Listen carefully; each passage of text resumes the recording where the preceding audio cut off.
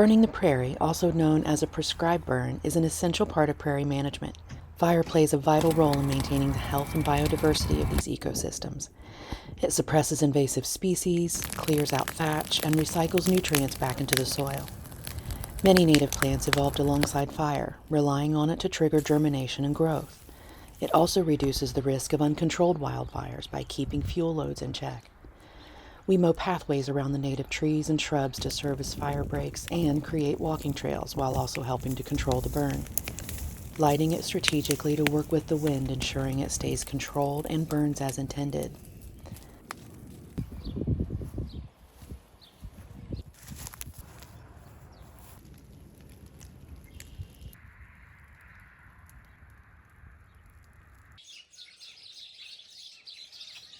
And just like fire resets the prairie, I'm also resetting the garden this week. Some people go to the beach for spring break. I'm starting seeds and cleaning up the garden beds. I started this beautiful day by reviewing my garden bed plans for the season, making sure to rotate crops as needed. Rotating crops help break disease cycles, disrupts pest populations, and balances soil nutrients. By rotating where I plant each crop, I give the soil time to recover and reduce the risk of pests and diseases building up in the same spot year after year. There's something about sorting through my seed collection that energizes me. It's like a blueprint for the months ahead. This year, I only ordered a few new varieties, mostly beans, plus a couple of new peppers and tomatoes I'm excited to try. I'm already thinking about the meals I'll cook and the food I'll preserve. It's a simple ritual that lifts the winter doldrums. Hey friends, it's a beautiful day here in Ohio. I'm out in the greenhouse and I'm getting ready to start some more seeds. It's the first day of my spring break, and so that means it's time to start peppers and possibly even tomatoes. I thought I'd take a minute first and show you the progress of the last seed starting day. Got a whole tray full of alliums here. Scallions, red onions, yellow onions, leeks. And then we have some dill and fennel, thyme, cilantro, and several types of basil. This tray is full of brassicas. You can see some of them didn't germinate so well. I think it got a little bit too warm here in the greenhouse. And then I'm waiting on celery to germinate there. I need to give them some water. And I did some more alliums. And then we have some African daisies there and chamomile in the back. Rosemary's looking lovely. It's blooming. I don't need to start very many peppers this year. In these grow bags and in the bed, I have a variety of hot peppers. So I'm only going to plant a couple of jalapenos and then primarily sweet bell peppers, poblanos, and such today. My lemon tree, this is about 5 years old, 6 years old this year. I started this from seed from a grocery store lemon. And so it's looking a little yellow right now. I think just a consequence of the season. It got a little cold in here a few days, but it's sending out new growth. And so I'm hoping, really hoping, that those are flower buds. If I can get that to focus in. I'm really hoping this blooms this year. It's getting quite large. Lemon balm looks beautiful. We use this for tea. Several harvests off the lettuce. I'm getting ready to harvest more today. And then I've got another big batch of cilantro that's about ready. And in this bed, I planted several beans that I had sprouted. I did a little fun project where I took some 15 ham and bean soup, if you've ever heard of that. And I just took a handful of beans to see if they would germinate, and they did. And so I planted those in this bed maybe 2 or 3 days ago. And so I need to water them in again today. I can't wait to see. It's basically just gonna be I had a variety of 6 or 7 different types of beans. Chickpeas, black beans, pinto beans, lentils, all sorts of legumes. So it's gonna be kind of fun to see what comes up in this bed. I also plan to start some out in the garden. It's only March, so I've got plenty of time to plan for that. So I'm gonna get started with some flowers, including coleus, peppers, and tomatoes. So like I was saying, I have quite a few hot peppers over here. I only need to start a few, and I got this new one. It is a New Mix lemon spice jalapeno, and so it looks pretty good. And then I also have shishito and some of the red bell peppers that I saved from last year.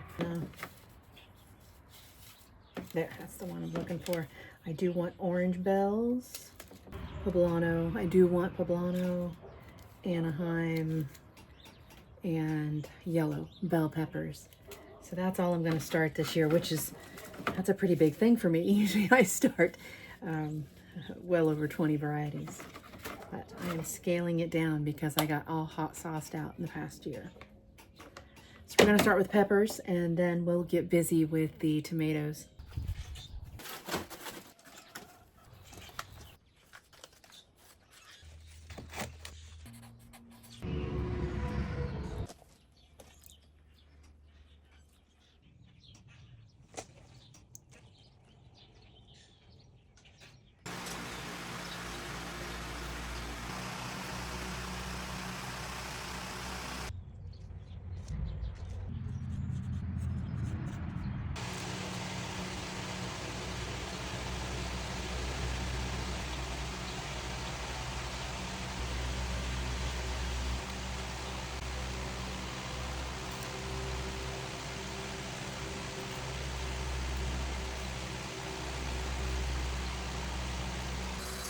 Now that I have my two favorite crops in the works, I turn to the compost and leaf mold. It's so satisfying to watch plant debris and kitchen scraps transform into dark, rich soil. It's like magic, but backed by biology. Compost is a closed-loop system. The food I grow feeds me, and the scraps go back into the cycle. Some directly into the compost, some to the chickens, who in turn provide manure that enriches the soil for the next season's plants. After a long day, I made grilled smashed tacos with local grass-fed beef from Lucas Organic Farms. I used some of my cultured cream, guac, homemade salsa, fermented cilantro paste, and hot sauce, and the freshest lettuce from the greenhouse. The next morning, I took a walk around the garden. There was plenty of work ahead, but before diving in, I took a little detour through the prairie. I spotted something incredible, a Carolina mantis ootheca. Carolina mantises are native beneficial insects, unlike the larger invasive Chinese mantis. They hatch in the spring, helping to keep garden pests in check.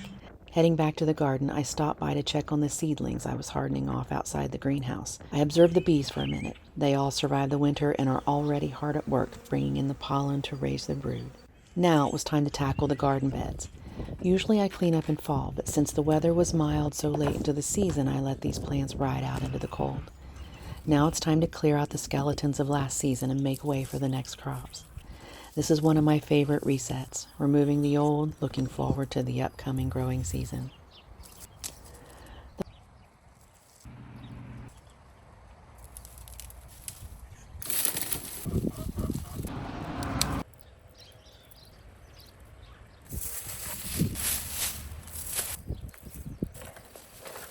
The following day was all about the containers up around the house. It's too early to actually plant them up, but just removing the brown faded plant material felt like shaking off winter. It's funny how something as simple as tidying up can shift your mood. The heaviness I felt every time I looked at these lifted immediately. Sadly, I'm not as fast as I used to be, and each task takes a little longer, and I feel it a little more the next day. But that's just part of life. Getting older is hard, but it's a privilege. Then I moved on to the flower beds. With rain in the forecast and warm temperatures ahead, everything will be blooming soon, and I swear I could see the daffodils growing before my eyes throughout the day.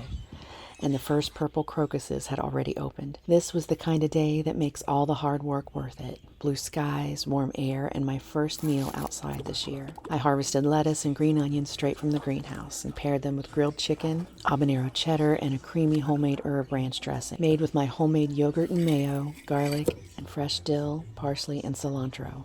As I enjoyed this first taste of spring, the sunset painted the sky behind the garden, greenhouse, and freshly burned prairie. The land is waking up, and so is the season of fresh, homegrown meals. I hope you're all getting a taste of spring too, friends.